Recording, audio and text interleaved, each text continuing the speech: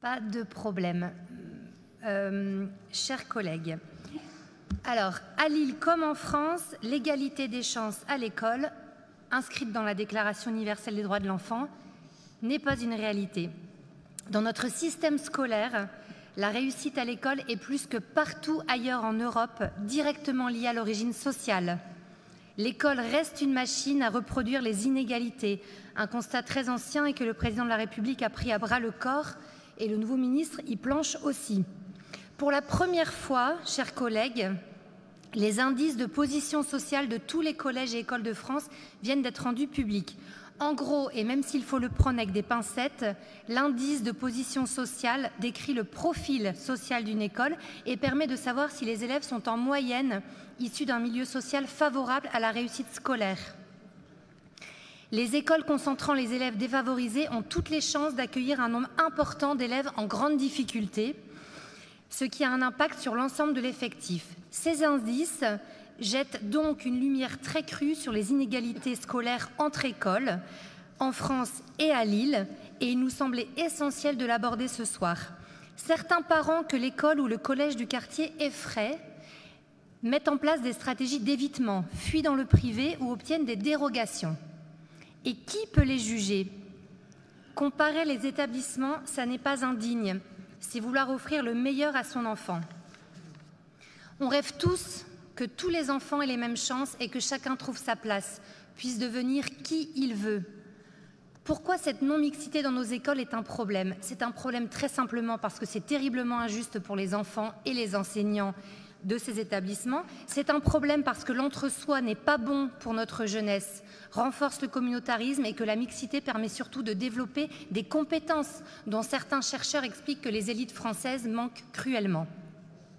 J'en reviens donc aux indices de position sociale des écoles de Lille. La moitié de nos écoles ont un indice de 93 et moins, alors que c'est 97 dans le département et 103 en France. Ça n'est pas une surprise, Lille reste une ville populaire. Ce qui nous désole, c'est de voir des écarts faramineux entre deux écoles publiques, parfois seulement situées à quelques centaines de mètres d'écart. Alors que faire pour ces écoles? Comment inlassablement la commune, ses élus, peut, à son niveau, avec ses moyens, réduire ces inégalités scolaires amplifiées par la fuite des familles qui le peuvent? Comment rendre ces écoles désirables? 3 pistes pour faire respirer Lille. D'abord, puisque tout part du besoin de rassurer les parents, nous estimons qu'il faut investir partout où il est dégradé dans l'espace public aux abords des écoles. Tolérance zéro sur les trafics de drogue. Je lisais le témoignage d'un parent. Si je les ai inscrits dans le privé, c'est d'abord pour des raisons sécuritaires. L'exigence scolaire est passée après. Tolérance zéro sur les incivilités, par exemple en matière de propreté aux abords des écoles. Investissons dans des terrains de jeu en accès libre aux abords des écoles, comme à Pasteur dans le centre. Faisons de plus en plus de rues scolaires sécurisées attrayantes, des activités le midi et après l'école, qui là sont pleinement de la responsabilité de la mairie, de très grande qualité, mais qui surtout, ces activités périscolaires, plus que de coller à un projet municipal, doivent coller au projet de l'école, au projet des enseignants.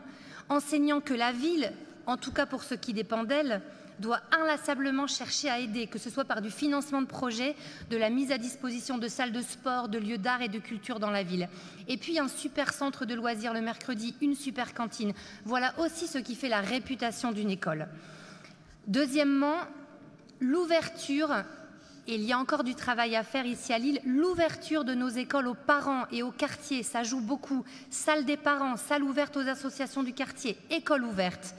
Et le choix du lieu d'implantation d'une nouvelle école est stratégique. L'école peut ou non occuper une place désirable et centrale dans le quartier. C'est d'ailleurs tout l'argumentaire des parents qui se battent contre votre projet de relocaliser l'école Moulin-Pergot de Lille Sud. Et compte tenu de l'enjeu, nous estimons que le conseil municipal devrait avoir communication des études complètes qui vous poussent à choisir la rue Abélard. Troisième piste enfin, le partenariat avec le privé. À Lille, où l'implantation d'écoles privées est forte et très ancienne, les collèges privés accueillant des élèves défavorisés sont un peu plus nombreux qu'ailleurs en France, c'est-à-dire qu'ils jouent un peu plus qu'ailleurs le jeu de la mixité. Travaillons pour que cela se poursuive et soit amplifié. Une demande enfin pour terminer, nous souhaitons que la sectorisation des écoles soit communiquée au conseil municipal. Je vous remercie.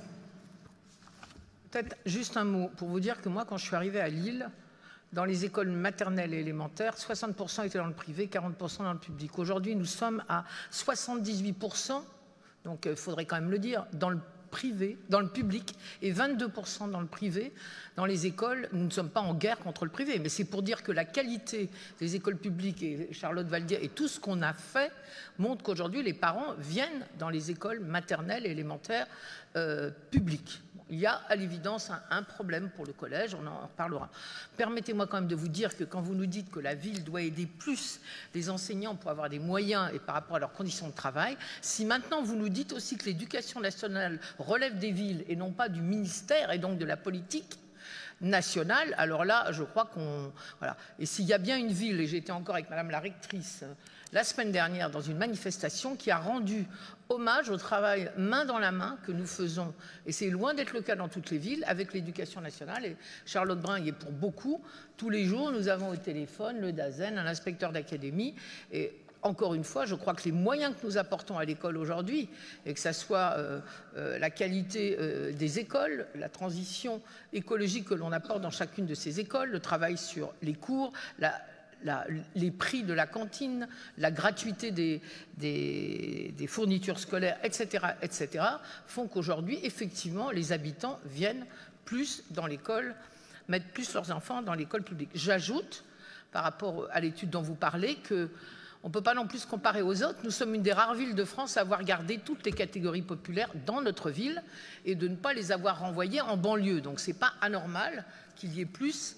Hein, voilà. Et ça aussi, je crois qu'il faut le prendre en compte quand on regarde cette politique. Voilà. Charlotte.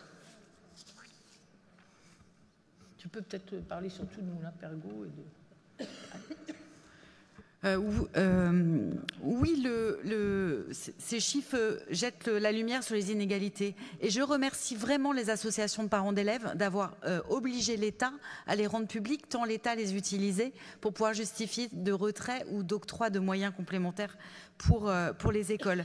Et alors, moi j'aurais apprécié, Madame Brulent, que dans votre intervention, vous disiez finalement sur tous ces aspects positifs, rue scolaire, abord des écoles, cours d'école, projets pédagogiques soutenus par la ville de Lille, eh bien comme vous le faites à Lille, puisque c'est exactement ce que nous faisons à Lille.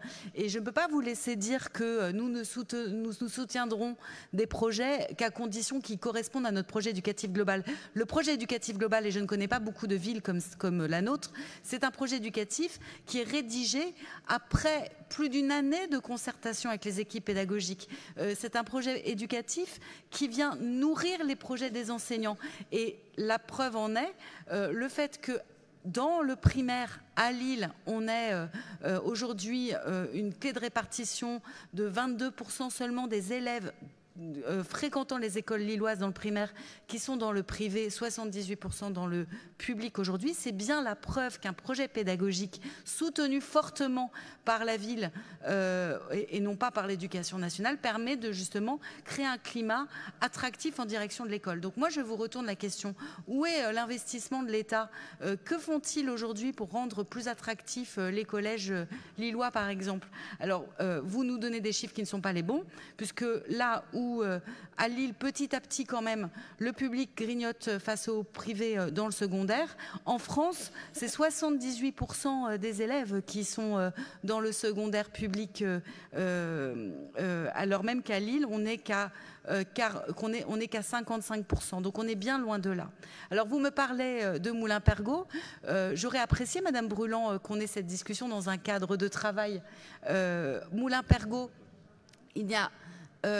nous avons eu un extraordinaire travail avec l'association des deux faubourgs et avec les parents d'élèves pendant près de 7 mois. Pendant près de 7 mois, nous sommes allés jusqu'au bout des 2 options qui étaient possibles pour travailler la question des travaux de cette école qui nécessite un déménagement, puisque nous sommes venus à un point d'accord qu'il n'était pas possible de faire des travaux sur site occupé sur toute ou partie de l'école.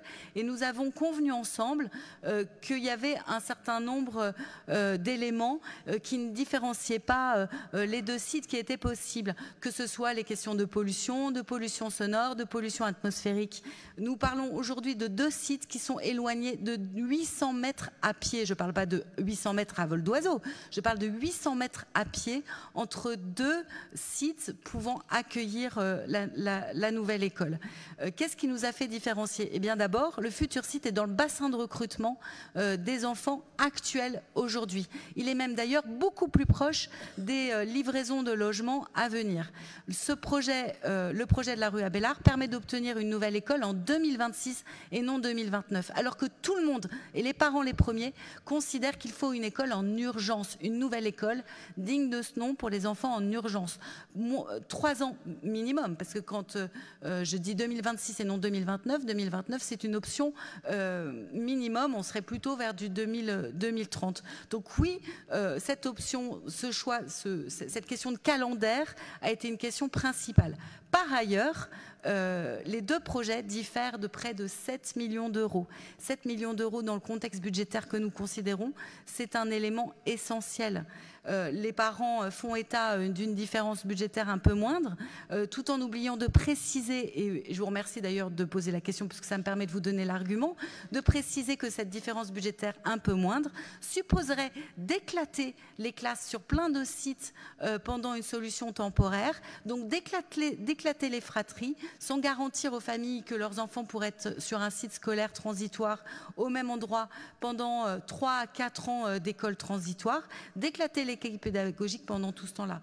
Donc à la fois parce qu'il s'agit de sites qui sont uniquement à 800 mètres à pied de distance, parce que nous avons besoin d'ouvrir une nouvelle école dans de plus brefs délais que 2029, c'est-à-dire en 2026.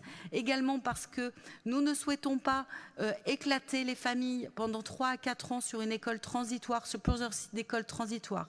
Enfin parce qu'il s'agit pour nous de choisir un projet ambitieux pour 19 millions d'euros, c'est-à-dire bien plus que le projet Porte de Valenciennes et avec 7 millions d'euros d'écart. Et enfin parce qu'il est important pour nous de pouvoir sécuriser la rue Abélard dans le cadre d'un travail approfondi avec la MEL. Nous avons effectivement annoncé aux parents, après 7 mois de concertation, et je ne connais pas beaucoup de villes qui accordent autant de temps en mettant à plat et en allant jusqu'au bout des options à la concertation, nous avons effectivement opté pour le projet Abélard. Voilà. Merci beaucoup, Charlotte. Donc nous mettons aux voix la délibération 602 qui va